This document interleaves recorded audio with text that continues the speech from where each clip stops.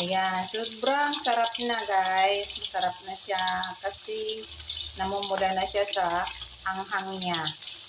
Yan.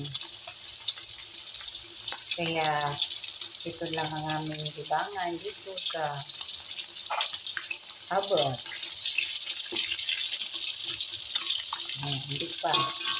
Kailangan papulasin mo siya.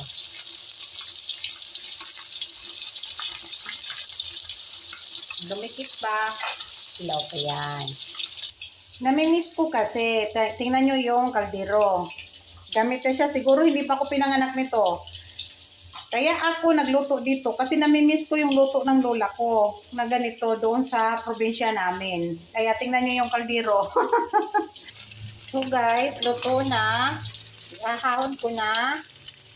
Ayan, kinuhaan ko. Ito na guys, kain na tayo.